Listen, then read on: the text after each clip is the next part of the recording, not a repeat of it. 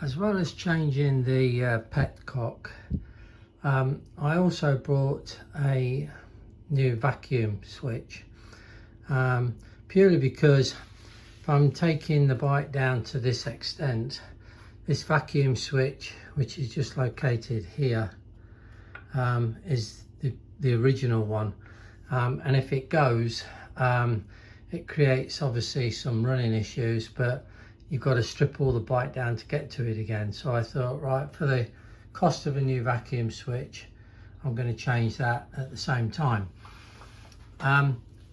If I take you round to the other side of that vacuum switch,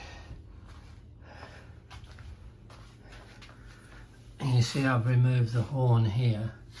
Just looking up underneath, the vacuum switch comes through there. Let's just get the camera. Sorry,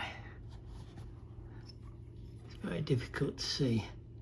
The vacuum switch comes through to this here, and it had a star washer on the back of it, which was an absolute nightmare. It's one of these, you push it on and it's not going to come off.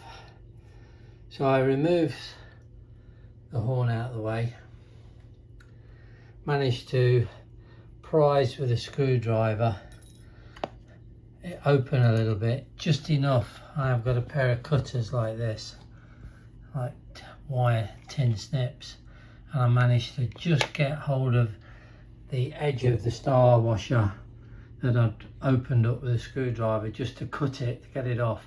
Now when I put the vacuum switch back on, I'm going to put a Jubilee clip round to secure it in place, and if it ever needs to come off again, it'll be a lot easier than it was.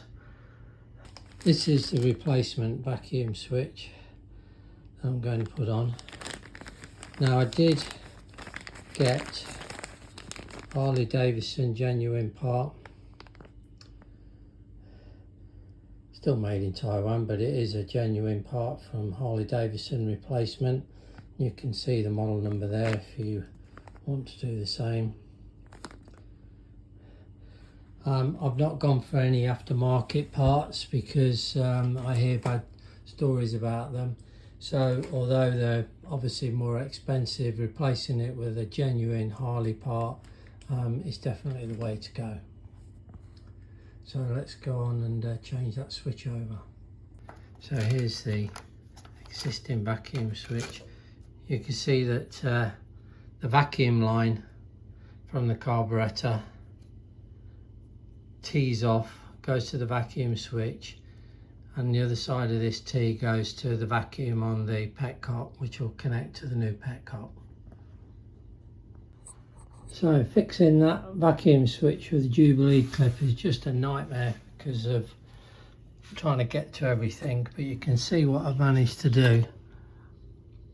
I've secured the vacuum switch with a Jubilee clip, so it's well secure, and it's a nightmare to get to, so I used a Jubilee clip and then one of these flexible shafts on an electric screwdriver, and I managed then to hold it in position and then just tighten her up.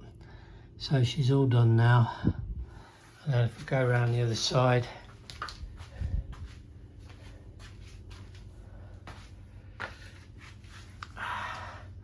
you can see there she is there,